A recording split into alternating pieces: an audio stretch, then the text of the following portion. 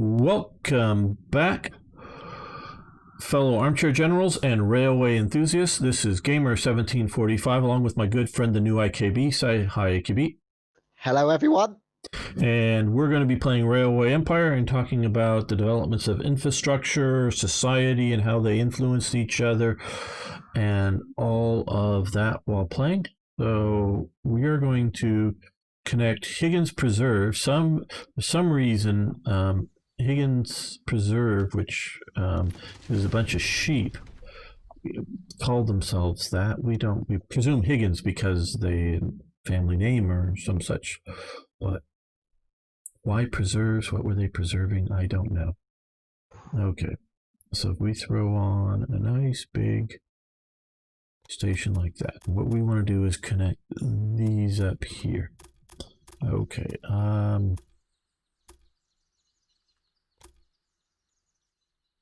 let's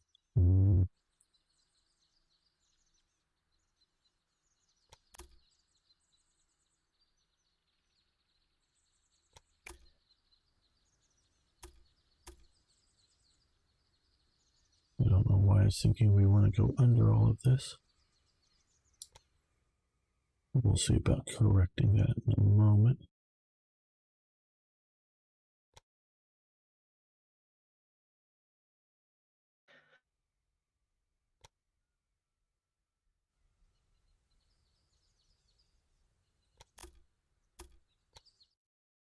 Okay, let's see if we can clean this up somewhat.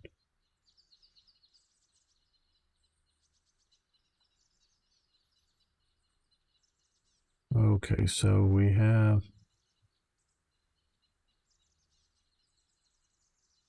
I think we can change that gradient there. Now out here, yeah, we want to what we can do. Okay, is that the right connection to the right one? Yeah. Okay. So getting over that. Yeah, that looks like maybe we should make the little bit between the two bridges to cross the railway lines a little bit higher, because then it might make it just staying up, so it doesn't have that sag in the middle. There we go. A bit better, yep. A little bit better. There we go.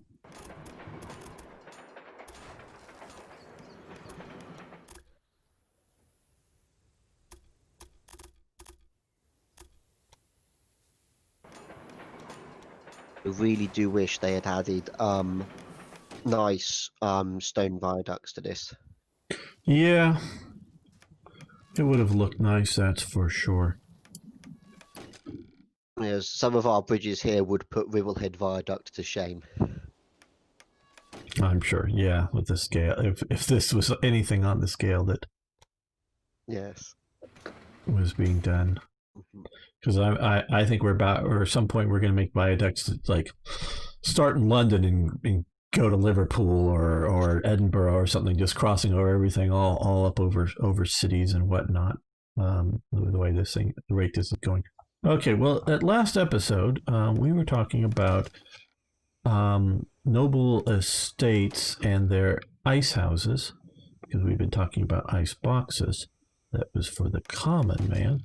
And that, I don't know how far back that goes, because I definitely did read about, how on the estates they would have the ice houses, but definitely into the 18th century and before.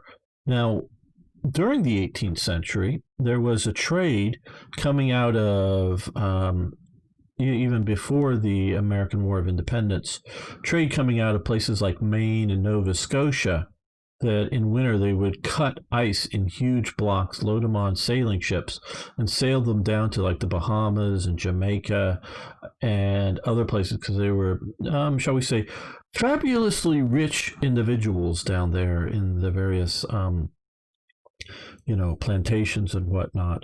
And so that they would load the ships full of ice and pack them in with straw and bring it down there, and about half the ice would still be frozen as you got down there. Now, they had a big problem. They had to pump out the ships because they would lose buoyancy if they For more than meltwater. yeah, the meltwater, because it's less dense than the ice, though the same weight. So they would have to pump that out. So that was a real concern, but that was an industry going on basically until, as well as into parts of the U.S. and whatnot. That was going on until mechanical, or however you want to call it, refrigeration or freezing, really sort of came into being. Just adding a few stokers to some of the cars there. Okay. And so there was a real sort of trade in that, which is sort of fascinating how much of a trade there is in something that is so ephemeral as ice. Yeah, something that if you leave it around in non-winter conditions, will just melt. Yeah, it will melt. It's not, if you don't do it right, it will melt. If people are willing to pay. Yep. And especially into the at least early 1800s, the early 19th century, it was done on a huge industrial scale. Thousands of people working at it with big, huge saws cutting the ice into blocks. No, we're not buying the meat industry. Okay, so hopefully, well, let's stick on another train coming from Higgins Preserve down to Warehouse 7 to make sure that they're getting enough wool. Okay, and they'll expand their wool production because we don't own that one, as the demand for it continues to go up. So, okay, so now they have a bunch of wool there. Hopefully now they have a bunch of tweed. Hopefully that tweed will get to London. All right.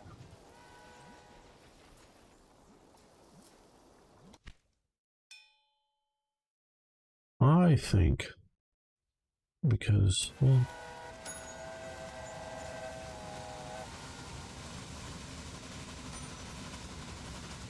yeah, they just need more wheat, so we're going to add another wheat shipment up to here.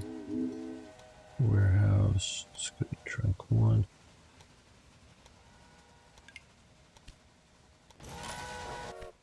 Sure, could we want the distillery in full production as well?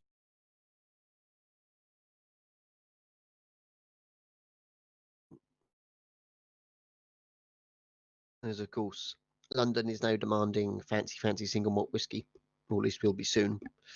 Well, they're not going to get it until they get either connected to Ireland or Scotland. Yeah. Because I'm not a drinker, but I've yet to hear of a fancy English, either Irish or whiskey of either Irish or Scottish variety, or any variety coming out of England. Yeah. Gin? Yeah, lots of gin. Yes, gin, lots of gin. But no single malts. No. Maybe some trashy blended stuff, but no single malts.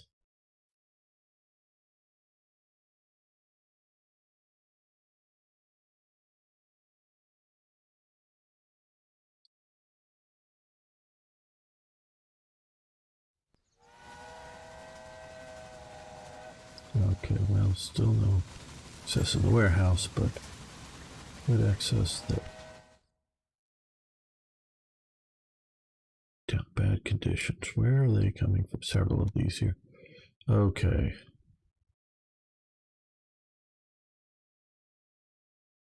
Well, I think we just, okay, well, they have both sides of that has a maintenance facility. And where are they going between? Okay, they're coming from way out here. Out here at Wrexham. Yeah, let's add a maintenance facility here. Yep. We have the money is no longer the main constraint like it was before. Now it's more of just yeah, it's more of a design challenge now. Yes, we're starting to see the money piling up, and I don't think it'll be too long until we have well, until we enter the railway mania, and things are going to get very, very interesting. Okay, well, this Northampton would like more pigs to create ham. So let's see what we can do about that. Hmm. Probably not. Well, maybe let's.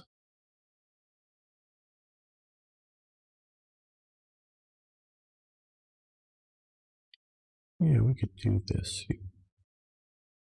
And the question is how to join it on. No, I think it's gonna. Is it because we want to come to this warehouse here, warehouse 10. So I think it's just a simple. Just a simple junction. Yeah, just come out here to this.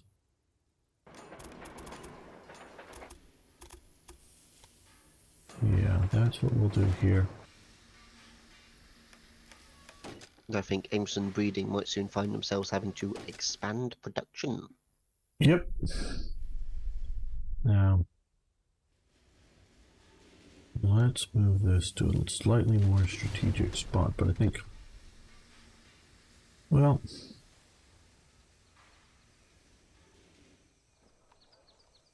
no, I think in the same section of track, but maybe just a little more there. Yes. Okay.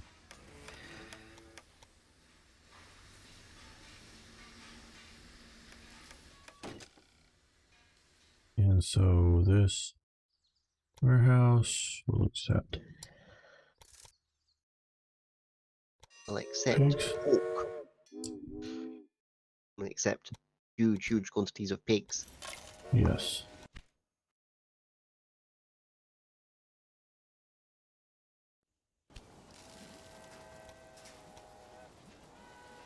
Okay, London for some of the basic stuff is full up. Or saying Basic. no demand. I guess they've obviously stopped demanding pigs and now just gone straight over to demanding Yeah, ham no, instead. they just want the ham because They no longer want to have to go to the bother of slaughtering their own pigs. no. Wood, whiskey. Okay, so the main things we need now are products coming out of other industries as opposed to the raw materials themselves. Okay, we don't have a cheese manufacturer, do we?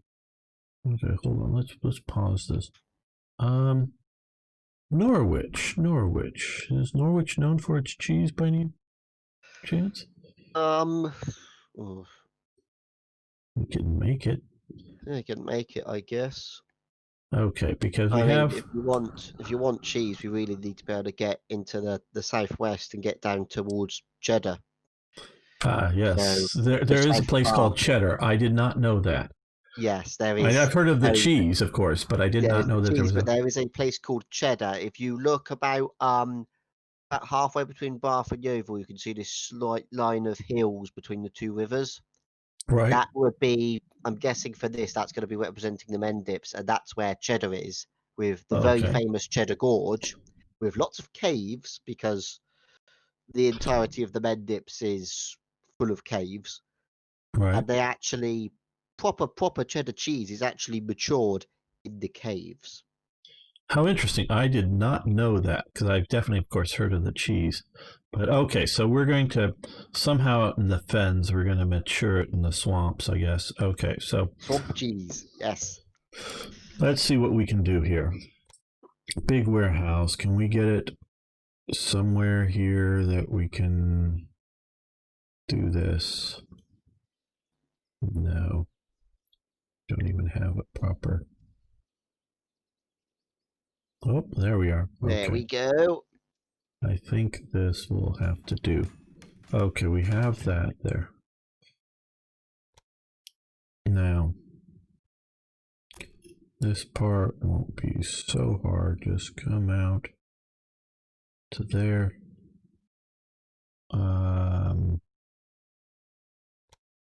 Make sure you leave enough room to connect that coal field up eventually. Yeah. Well, maybe we are just let's just see about doing that right now. Let's see if we can just stick At some point, we're going to have places starting to demand coal, Yeah. and that sort of East Anglia coalfield be in the right place to start supplying London. Right. Okay. Let's check. Okay. Yeah, we'll pay for this, but let's check that out. I just wonder when does because mostly in the game I'm used to coal being a industrial component product, not a general demand product. Okay, no, it is from 85,000. They want that. Okay, so that is not where a lot of the areas in the game want coal. They want maybe wood and then coal for industry. But okay, so they will want coal. So no, that's great. Okay, back to connecting these up.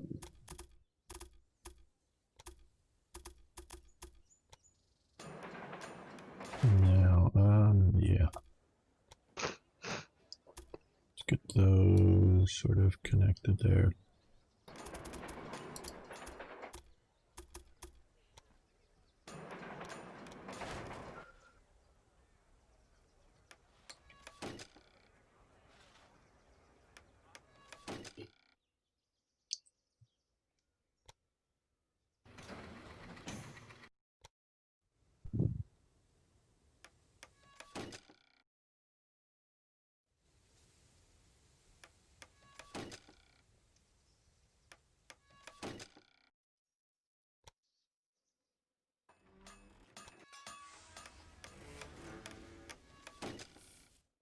Okay, so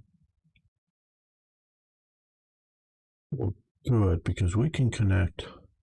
Well, unfortunately, oh well. Now that's the other thing. Can we put in a second warehouse for London here? Yeah, yes, we can. Good, because we are full up on things. But we'll worry about that in a moment. Let's first put this together. Okay. Well. Okay. Another set of signals here and here. And up in the warehouse, they will accept milk in large quantities.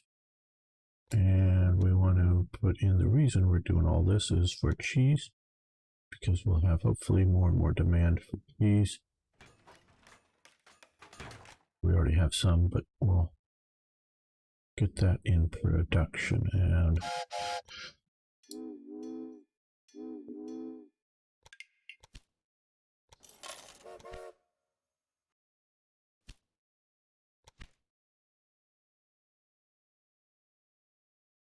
And then I've made a quick check, and that colliery should be well, south of the Thames in Kent.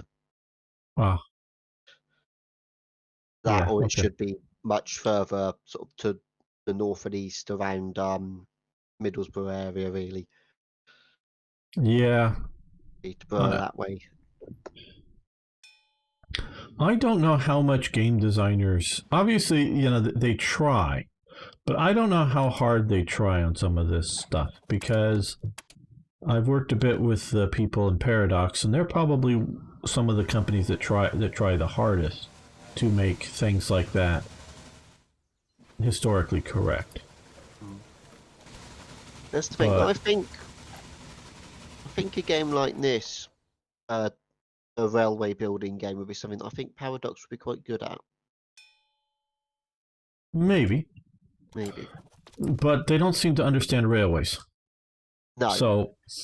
So I mean, that's one of yours and mine pet peeve with how, we both agree that Paradox games are great, but They don't understand railways.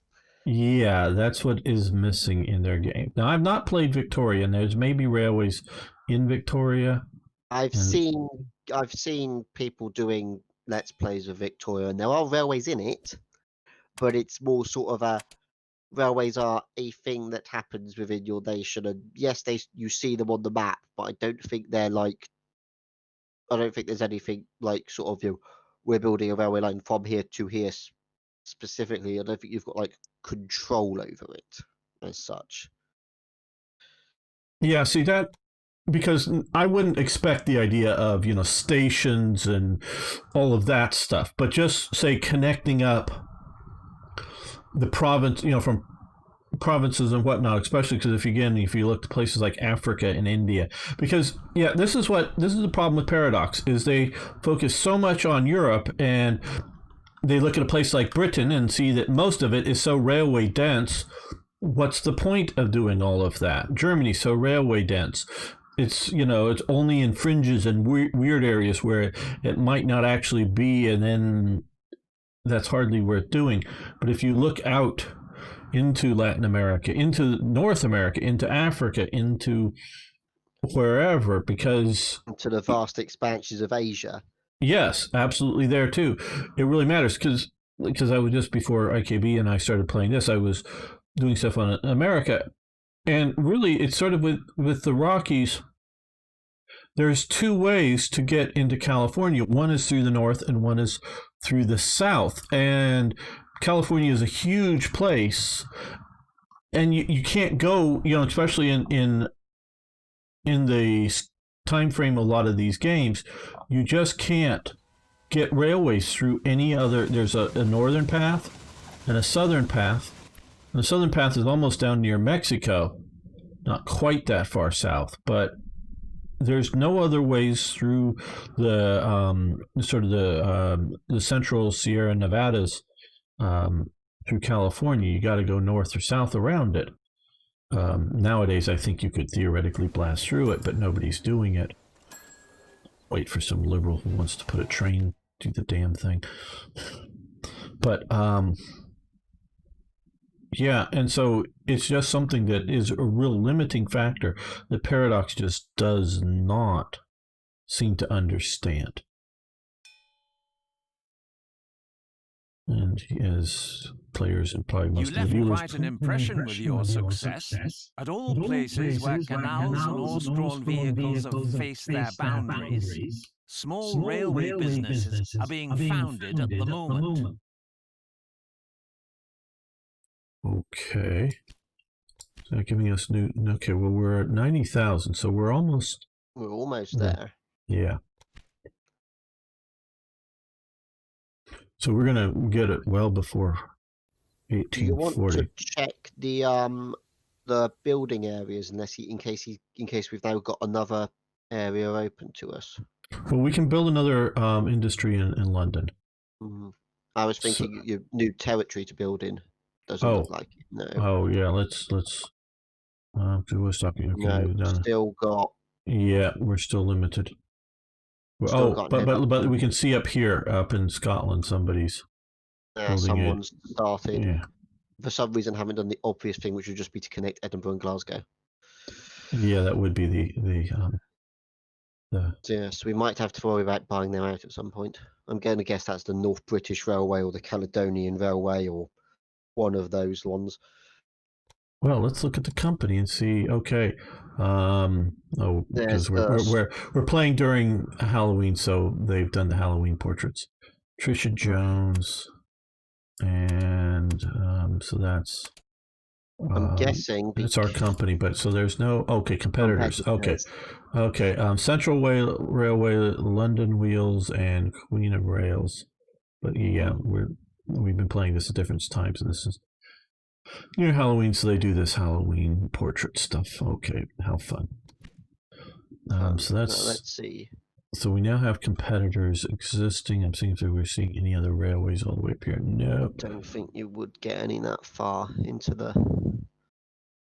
Yeah. Are there any out here in the southeast? Oh, yep. Oh, okay. Right. Cornwall. Up to... Just a farm area. Yeah. Yeah. Okay, that's it. Well, I don't think they're going to really be able to compete with our massive network. Yeah, you'll be able to buy them out, I'm sure. Yes. If they can be bought. Okay, so now London. What does London? Well, could we London's going to demand whiskey. Could we build a distillery there?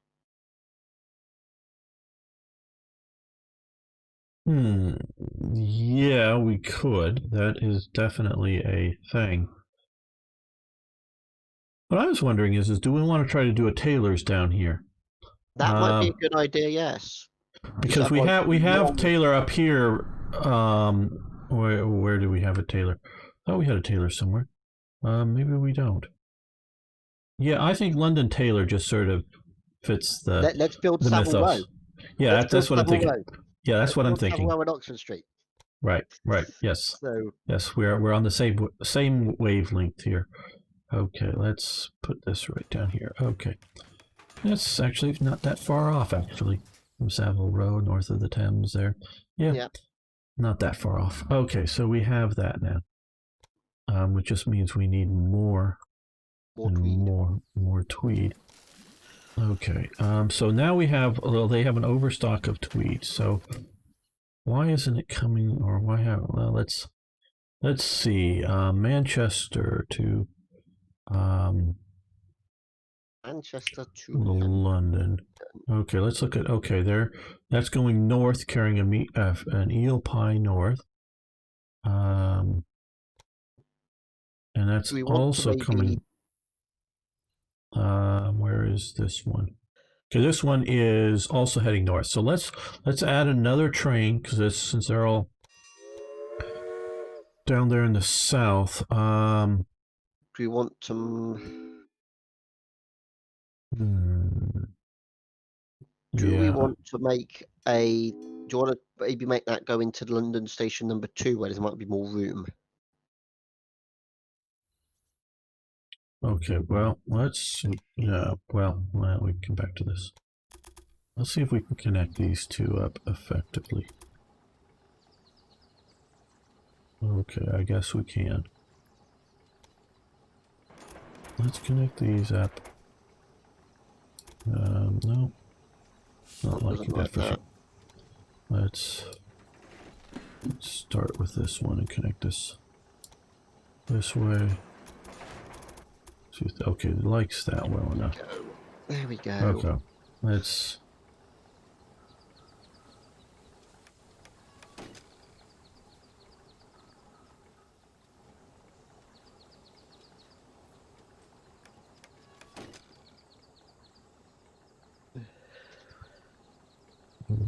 This to here.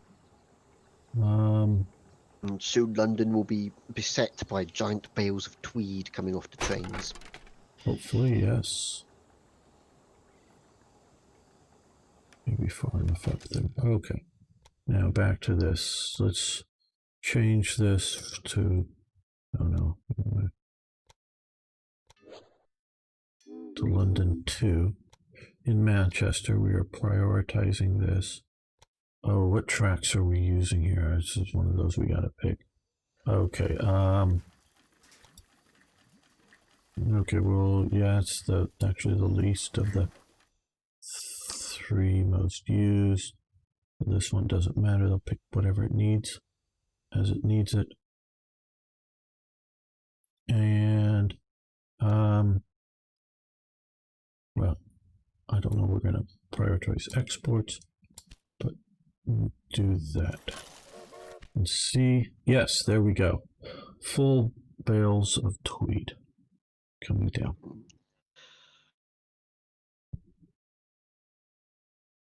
And soon everyone in London will be able to dress in the latest fashion. Right. Yesterday was passed around on Twitter.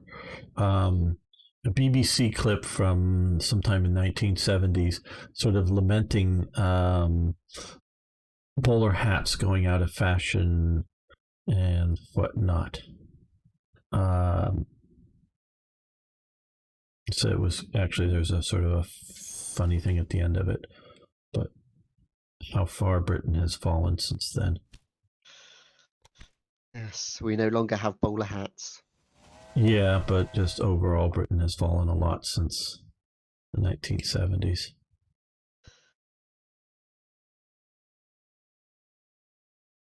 because they had one of the original. They had at least, I don't know if it's still in some, a hat maker who was the original company that first made the bowler hats, being interviewed on the stuff, and how disappointed the owner of the company was whenever, like, when he sees his bank manager not wearing a bowler hat and whatnot, and how disappointing that is.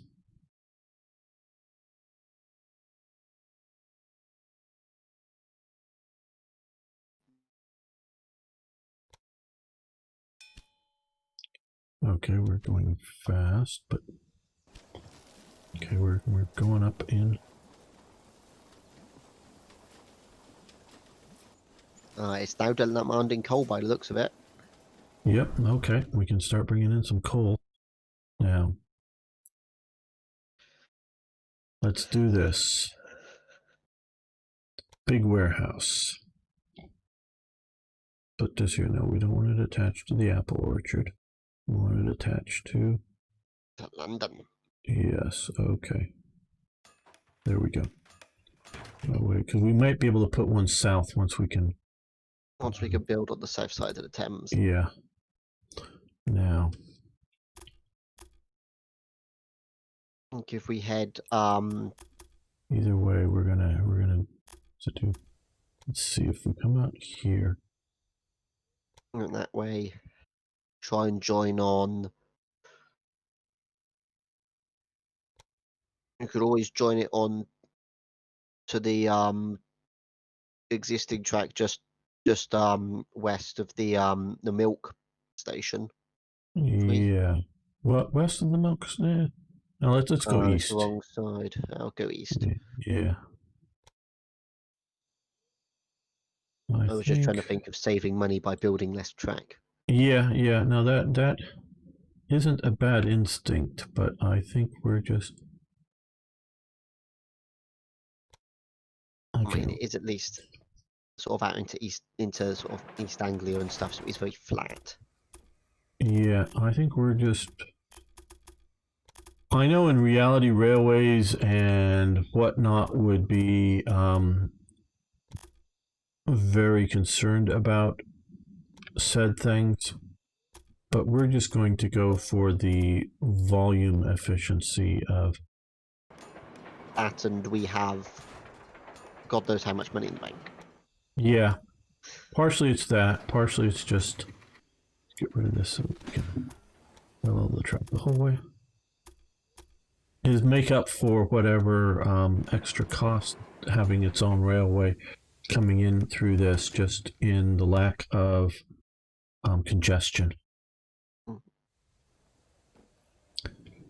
We can flood in, hopefully. Lots of resources. Okay. Well, for the moment, put here in here and here in here. Okay, London.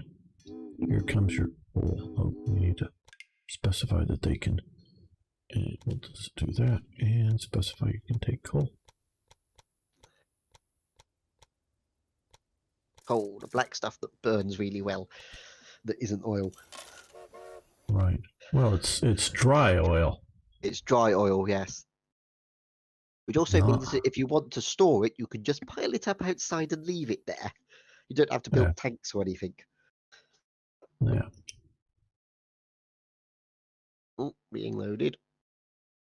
There's just all these lefties that keep thinking they want to get rid of the coal and oil industry, and they don't understand how much society is going to be hurt by that. Is even if you're not using any coal for making electricity or for running trains, you're still going to need to mine a certain amount of it just to make steel, because you need the carbon from it. You need that. The easiest way to get it, basically. For steel, you'll need it. I think you can make plastics, because I know you make a lot of plastics from oil, and since there's similar chemical compounds in coal, I presume, not being a chemist, but I presume you can make plastics from coal. There probably is a way, and I wouldn't be surprised if someone's tried. Yeah. And so, so if you go to and because my uncle was a chemist working in the oil industry, and he knew all of these things very, very, very, very much so. What you make the plastics are. To dream about it. Slowly, quite a railway mania is going on, and new businesses spring up like mushrooms. I would like to articulate my explicit recommendation to get rid of your new direct competition, as long as it is still possible. If you address this too late, it could happen that your company might not withstand this turbulent pioneer stage. The order books of my engine works in Newcastle are bursting at the seams. And as if it would not be difficult enough to find decent employees now, my materials are running low. I would really appreciate it if you could finally liberate my work from canals and streets and deliver the required goods with the railway. The last years have been really savage. I don't even know whether I'm coming or going. All over the world, new railways pop up, and my advice is needed everywhere. Okay. Okay, so this... We need to buy Don McLeod's company, and we need to deliver 50 loads of steel to Newcastle. So this, by the looks of it, we have triggered the railway mania, by the looks of it, about 5 years early. Right. Because we achieved our goal of London before of 100,000 before 1840. Yeah. And so, just to finish off the last thing, when you make gasoline, you're basically distilling oil, through distilling processes.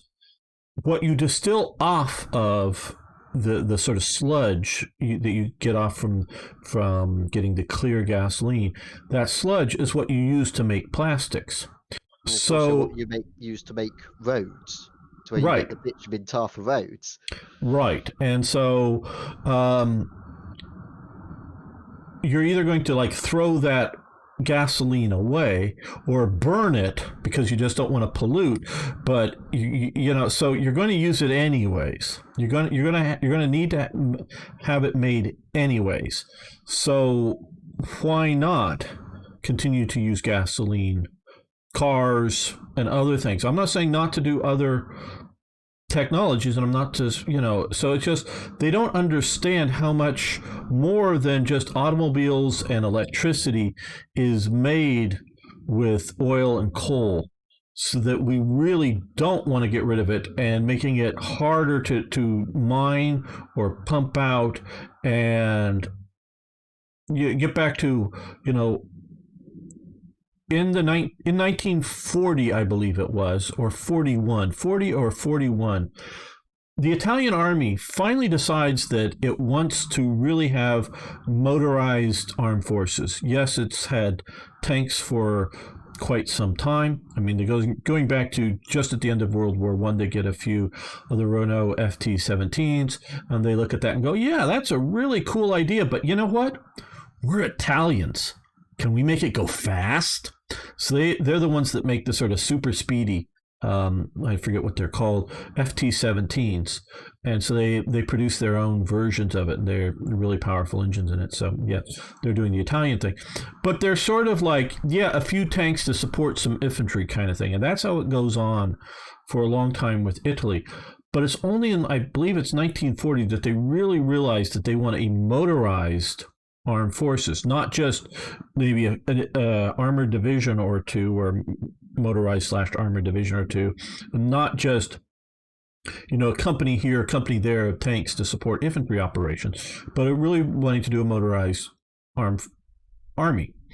So they figure out that we need infrastructure to support motorization, and their main infrastructure that they felt they needed was a basically nationwide gasoline distribution system. And they figured that to do that, they need to have enough automobiles and trucks, both passenger cars and trucks, running around their nation to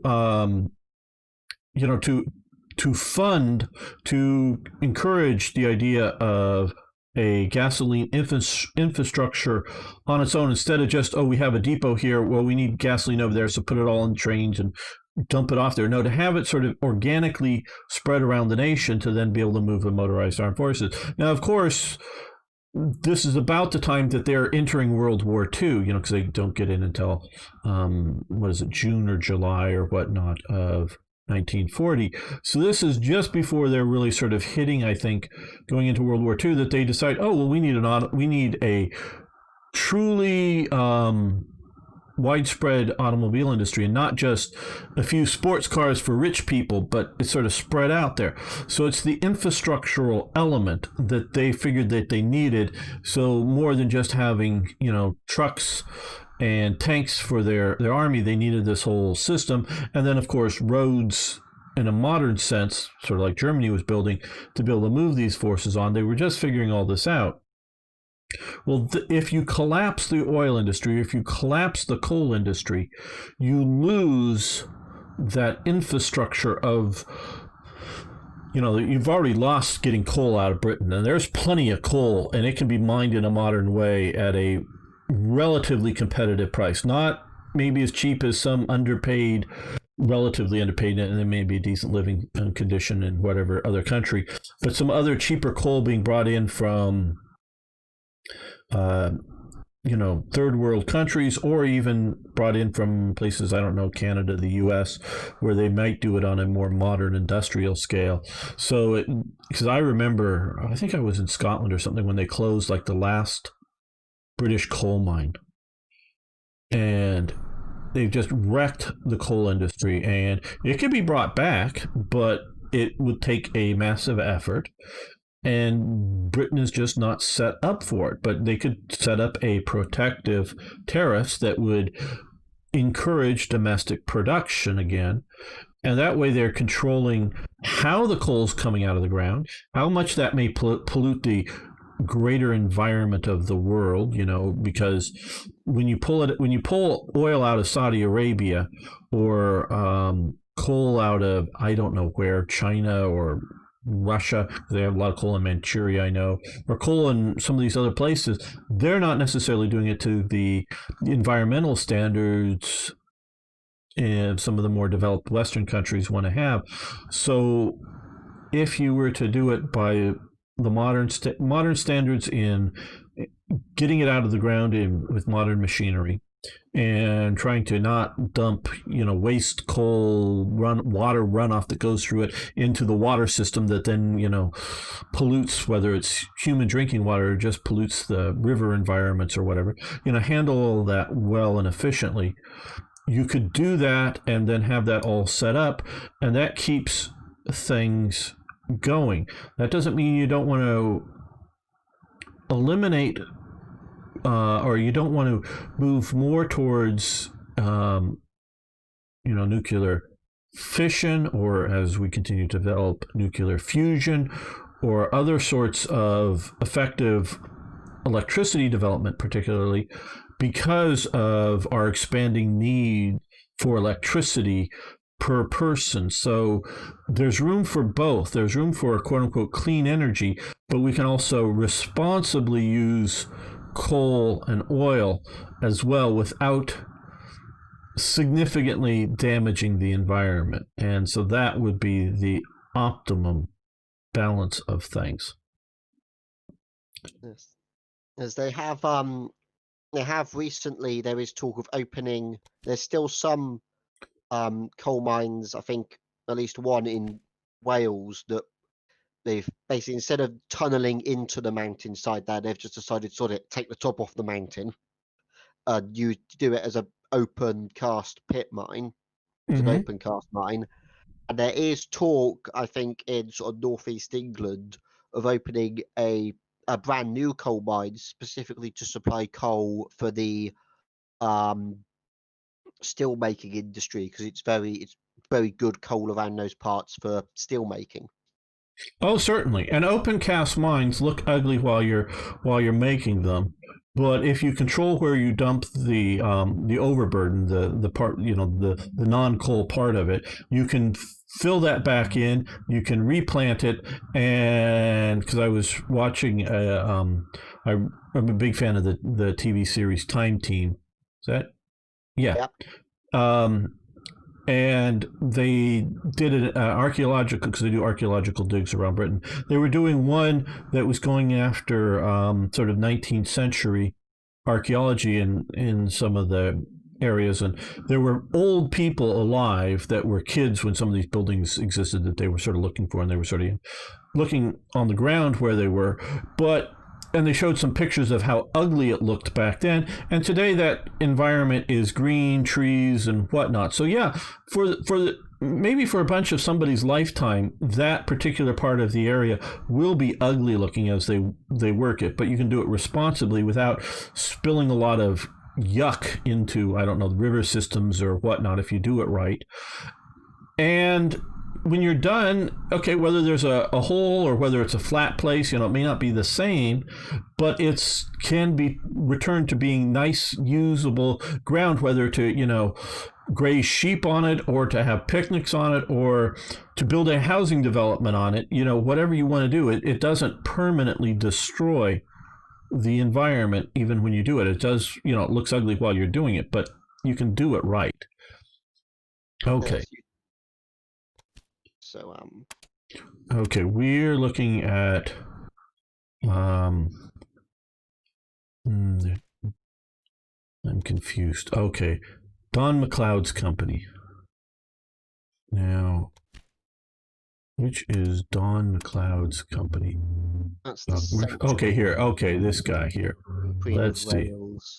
Yeah, okay, Don McLeod. He's the weird. Looks like a clown.